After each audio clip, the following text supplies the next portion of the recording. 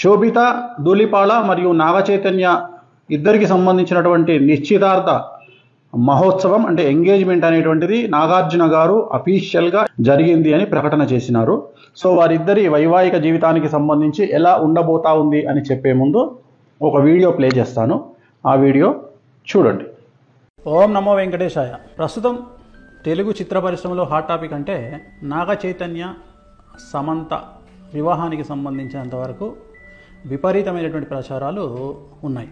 ముఖ్యంగా నేను ఈ సంవత్సరం మే 28వ తేదీ చెప్పినట్లుగా నాగ చైతన్య సమంత జాతకాల్లో ఉన్నటువంటి దోషాల రీత్యా అంటే నాగ చైతన్య జాతకాన్ని విశ్లేషించినట్లయితే ఆశ్లేష నక్షత్రము, అలాగే జాతకంలో రవి శని కాంబినేషన్తో పాటు కాలసర్ప దోషం ఉంది. రవి అంటే తండ్రి స్థానం, అంటే తండ్రి స్థానం మంచిగా లేదు నాగ చైతన్య జాతకంలో. అంటే తన యొక్క తండ్రి స్థానం అంటే తన తండ్రి స్థానం కావచ్చు, లేదా తను తండ్రి స్థానం అవ్వడం అవ్వచ్చు. అంటే తన పిల్లలకు తనకు లేదా తన తండ్రికి తనకు ఉండే వ్యవహారాల్లో లోటుపాట్లు ఉండేటువంటి అవకాశం ఉంటుంది.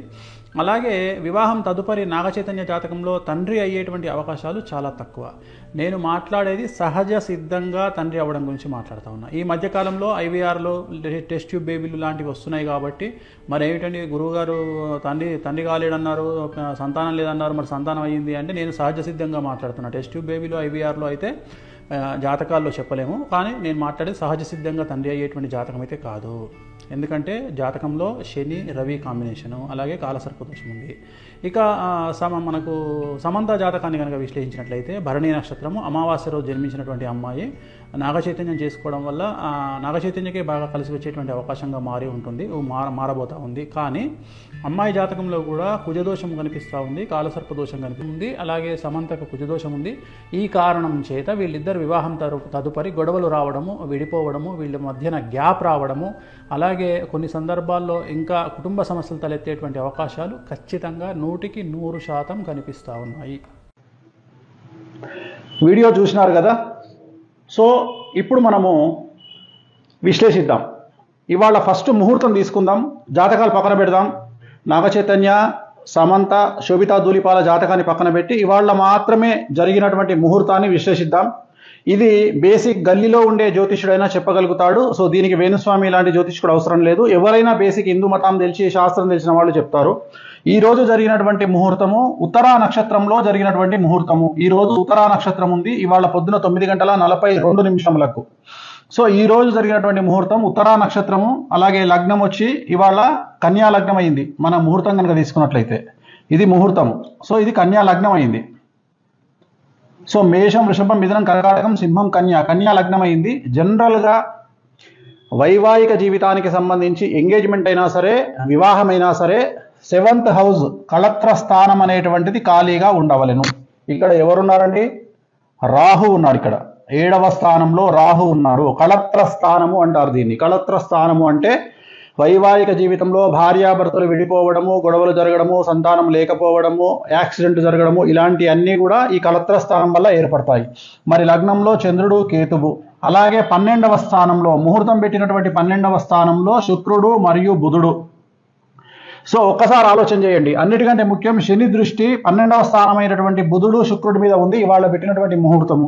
అలాగే లగ్నంలో చంద్రుడు, కేతువు, అలాగే 7వ స్థానంలో రాహువు, కళత్ర స్థానంలో రాహువు. ఇది చిన్న పిల్లవాడినైనా శాస్త్రం తెలిసిన వాడిని అడిగితే ఈ ముహూర్తము నిషేధము అని చెప్తారు. మరి ఎందుకండి వీళ్ళు చేసుకున్నారు ముహూర్తము అంటే, ఈరోజు నాగార్జున గారు పెట్టినటువంటి ముహూర్తాన్ని బట్టి 888 అనేటువంటి ముహూర్తాన్ని వాళ్ళు నిర్వహించుకోవడం జరిగింది. 888 అంటే వీళ్ళు చేసింది ఏంటంటే ఇవాళ 8వ తారీఖు 8వ నెల 2024 టోటల్ 8 అంటే మొత్తం 8 వచ్చింది. దీన్ని 888 అంటారు. ఇది సంఖ్యాశాస్త్ర పరంగా వాళ్ళు యాక్సెప్ట్ చేసినారు. సో మనమేం తప్పు పట్టట్లేదు వాళ్ళని, వాళ్ళ ఇష్టం. ఈ ముహూర్తం అయితే నిషేధము. ఈ ముహూర్తము ఇవాళ నిశ్చితార్థానికి పనికిరానటువంటి ముహూర్తంలో వీళ్ళు చేసుకోవడం జరిగింది. నేను గతంలో మరి నాగచైతన్య సమంత జాతకాన్ని ఎందుకు విశ్లేషించి విడిపోతారని చెప్పినప్పుడు చాలామంది నన్ను బండబూతులు తిట్టినారు, విమర్శించినారు. ఇక మీదట ఈ వీడియో విమర్శించే వాళ్ళు కూడా ఒకసారి నేను పెట్టిన వీడియో చెక్ చేసుకోండి, సమంత నాగచైతన్యది. మరి వాళ్ళిద్దరి కాంబినేషన్, సమంతది మేషరాశి, నాగచైతన్య గారిది కర్కాటక రాశి. సమంత గారు అమావాస్య నాడు పుట్టడం జరిగింది. శోభిత ధూళిపాళది ధనుస్సు రాశి, ఆమె కూడా అమావాస్య నాడు పుట్టడం జరిగింది. ఇక శోభిత ధూళిపాళ నాగ చైతన్య ఇద్దరి కాంబినేషన్. సమంత ఆల్రెడీ మనం సమంత నాగ చైతన్య నేను క్లారిటీ ఇవ్వడం జరిగింది, విడిపోతారని చెప్పడం జరిగింది. పెళ్ళి జరిగినప్పుడు కాదండి, ఇలాగే ఎంగేజ్మెంట్ జరిగిన తర్వాతనే నేను చెప్పడం జరిగింది విడిపోతారని. ఎంగేజ్మెంట్ జరిగిన తర్వాత గుర్తుంచుకోండి, నేను పెళ్ళైన తర్వాత చెప్పలేదు, ఎంగేజ్మెంట్ కాగానే చెప్పాను వాళ్ళు విడిపోతారని. అలాగే ఇప్పుడు వీళ్ళ గురించి జాతకాన్ని విశ్లేషిస్తా ఉన్నా. దయచేసి ఎవరు కూడా నెగిటివ్గా అర్థం చేసుకోవద్దు, అందరూ కలిసి ఉండాలనేది నా కోరిక. కానీ కొన్నిసార్లు మనం మంచి కోసం చెప్పడానికి ప్రయత్నం చేస్తాం, ఎందుకు తెలిసి ఒక రాంగ్ స్టెప్ వేస్తారనే ఉద్దేశంతో చెప్పడం జరుగుతుంది. ఇక్కడ గుర్తుంచుకోవాల్సింది, శోభితా ధూళిపాలది ధనుస్సు రాశి, అలాగే నాగ చైతన్యది కర్కాటక రాశి. ఒకసారి కాంబినేషన్ చూడండి, కర్కాటకం, సింహం, కన్యా, తుల, వృశ్చికం, ధనుస్సు 6, ధనుస్సు, మకరం, కుంభం, మీనం, మేషం, వృషభం, మిథునం, కర్కాటకం 8. సో 6:8 అయిపోయింది. షష్టాష్టకాలు, ఇద్దరి జాతకంలో షష్టాష్టకాలు. అలాగే ఇద్దరి జాతకం, సమంత జాతకాన్ని అలాగే శోభితా ధూళిపాల జాతకాన్ని విశ్లేషిస్తే మీరు అబ్జర్వ్ చేశారో లేదో, ఇద్దరి జాతకాల్లో కూడా శని దృష్టి అనేటువంటిది కుజుడి మీద ఉంది. ఇక్కడ కూడా చూడండి, శోభితా జాతకంలో శని దృష్టి అనేటువంటిది కుజుడి మీదనే కాదు, శుక్రుడి మీద, గురువు మీద ఉంది. సో వీరి జాతకంలో 2027 నుండి సమస్యలు ఉండే అవకాశం ఉంది. 2027 వరకు సో బాగానే ఉంటుంది వ్యవహారం. 2027 నుండి వైవాహిక జీవితంలో సమస్యలు అనేటువంటి ఏర్పడతాయి. అలాగే వీరి సమస్యలకు ప్రధానమైనటువంటి కారణం ఒక స్త్రీ మూలకంగా ఉంటుంది. ఒక స్త్రీ మూలకంగా వీళ్ళ భార్యాభర్తల మధ్యన గొడవలు వచ్చేటువంటి అవకాశం ఉంది. సో వీళ్ళ జాతకంలో నా అల్టిమేట్ స్టేట్మెంట్ ఏంటంటే, శోభితా ధూళిపాల మరియు నాగ చైతన్య జాతకంలో షష్టాష్టకాలైనాయి. మీరు కావాలంటే చూసుకోండి, షష్టాష్టకాలైనాయి. ఆ ఒక్కటే కాదు, పర్సనల్ జాతకాలు కలవకపోవడమే కాదు, ఇవాళ పెట్టినటువంటి ముహూర్తం కూడా మంచి ముహూర్తం కాదు. సో నేను అఖిల్ ఎంగేజ్మెంట్ క్యాన్సిల్ అవుతుందని చెప్పడానికి గల కారణము, అలాగే నాగ చైతన్య సమంత మ్యారేజ్ ఫెయిల్ అవుతుందని చెప్పడానికి కారణము, వీటన్నిటికీ కారణము వ్యక్తిగతమైనటువంటి జాతకాలు మరియు ముహూర్త బలం. అంతే తప్ప నాకు వ్యక్తిగతంగా ఎవరి మీద ద్వేషం అనేటువంటిది ఉండదు. దయచేసి ఈ విషయాన్ని అర్థం చేసుకోండి. నేను ఒక జ్యోతిష్కుడిగా మంచి కంటే కూడా చెడు చెప్తే జాగ్రత్త పడతారు అనే ఉద్దేశంతో చెప్తా ఉన్నా. ఇప్పుడు కూడా చెప్పడానికి గల కారణాలు ఏమిటి అంటే, అట్లీస్ట్ వీళ్ళు ఏమైనా నివారణ కార్యక్రమాలు మీకు సంబంధించినటువంటి మీ జ్యోతిష్యులను, మీ పండితులను కనుక్కొని ఏ దేవాలయంలోనైనా వీటి నివారణ కార్యక్రమాలను మీరే జరిపించుకోండి. పెళ్లికి ముందు జరిపించుకోండి. 10 కాలాల పాటు పిల్లా పాపలతో హాయిగా ఉండండి. అలాగే నా జ్యోతిష్యం ఫెయిల్ కావాలని కోరుకుంటున్నా. వీళ్ళకి సంబంధించిన జ్యోతిష్యం నేను చెప్పింది ఫెయిల్ కావాలని కోరుకుంటున్నా. ఆ వెంకటేశ్వర మన దయతో వీళ్ళు నేను చెప్పిన జాతకం ఫెయిల్ కావాలని మరీ కోరుకుంటున్నా. ఎందుకంటే నా సక్సెస్ కంటే కూడా వాళ్ళ సక్సెస్ ముఖ్యం. కానీ వాళ్ళ జాతకంలో ఖచ్చితంగా కళత్రం అనేటువంటిది కనిపిస్తూ ఉంది. కళత్రం అంటే విడిపోవడము.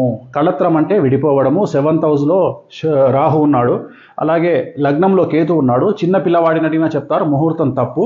అలాగే వీళ్ళ కాంబినేషన్ షష్టాష్టకాలైనే, శోభితాది మరియు నాగ చైతన్యది. ఒక విషయం చెప్పాలంటే, సపోజ్ మీరు అడిగారనుకోండి, గురుగారు మీరు మీకు తెలిసి ఎన్ని మార్కులు వేస్తారండి ఒకవేళ నాగ చైతన్యకు Samantha combination plus Naga Chaitanya Sobhita Dhulipala combination అని మీరు అడిగితే, నేను క్లియర్గా చెప్తున్నా, చైతన్య సమంత 100కి కనీసం ఒక 50 మార్కులు వేయచ్చు. చైతన్య శోభిత 100కి 10 మార్కులు కూడా వేయలేను. అలాగే సమంత జాతకం 100% బాగుంది ఇండస్ట్రీ పరంగా తీసుకుంటే. అలాగే శోభిత జాతకం తీసుకుంటే 20% బాగుంది కెరియర్ పరంగా నేను చెప్పేది. సో ఓవరాల్గా తీసుకుంటే నేను అడిగేది ఏంటంటే, నేను చెప్పదలుచుకున్న పాయింట్ ఏంటంటే, నాగ చైతన్య కాంబినేషన్ ఆఫ్ శోభిత 100కి 10 మార్కులే, అండ్ నాగ చైతన్య సమంత 50 మార్కులు. సో ఇంత 50 మార్కులు వేసినటువంటి వాళ్ళే విడిపోయారంటే, మరి కాంబినేషన్ ఆఫ్ సమంత నాగ చైతన్య శోభిత కాంబినేషన్లో మరి నేను 10 మార్కులు వేస్తున్నా 100కి అంటే ఇంకెంత ప్రభావం ఉందో చూడండి. ఎందుకంటే శోభిత జాతకంలో చాలా ఎక్స్ట్రీమ్ ప్రాబ్లమ్స్ కనిపిస్తూ ఉన్నాయి. సో ఒక స్త్రీ మూలకంగా వీళ్ళ జాతకంలో వీళ్ళు విడబాటుకు గురయ్యే అవకాశం ఉంది. అలా జరగొద్దని కోరుకుంటా ఉన్నా. నేనే ఓడిపోవాలి, నా జాతకమే ఫెయిల్ అవ్వాలని కోరుకుంటా ఉన్నా. అలాగే స్వయం ప్రకటిత యూట్యూబ్ మేధావులు, స్వయం ప్రకటిత యూట్యూబ్ జర్నలిస్టులు గుర్తించాల్సింది ఏంటంటే, ఇదే నాగ చైతన్య సమంత విడిపోతారని నేను ఎంగేజ్మెంట్ అప్పుడు చెప్పాను. ఇప్పుడు కూడా మళ్ళీ వీళ్ళు కూడా విడిపోతారని చెప్తా ఉన్నాను. సో నన్ను విమర్శించే ముందు నేను చెప్పిన వీడియో ఒకసారి చూసి, సమంత గురించి నాగ చైతన్య గురించి చెప్పిన వీడియో చూసి మీ స్వయం ప్రకటిత మీ మేధావితనానికి పరిపెట్టుకోండి. సో వీళ్ళైతే విడిపోవద్దని కోరుకుంటా ఉన్నా నేను. అండ్ ఇంకా నేను చెప్పాల్సింది చెప్పాను, 100% వీళ్ళకు విడాకులు అనేటువంటివి కనిపిస్తూ ఉన్నాయి. 2027 తర్వాత వివాహం అవుతుందా అవ్వదా ఏమవుతుంది అవన్నీ క్వశ్చన్ మార్కులే. బట్ ఫైనల్గా చెప్పదలుచుకుంది మాత్రం ఖచ్చితంగా ఎడబాటు అనేటువంటిది ఉంటుంది ఇద్దరి మధ్యలో, శోభిత అండ్ నాగచైతన్య మధ్యలో. ఇక యూట్యూబ్ మీమర్స్ ట్రోలర్స్ ఎంజాయ్, మీ పని మీరు ప్రారంభించండి, క్రియేటివిటీ చూపించండి, మంచి పద్ధతిలో చాలా కొత్తగా కామెంట్ చేయండి. ఓం నమో వెంకటేశాయ.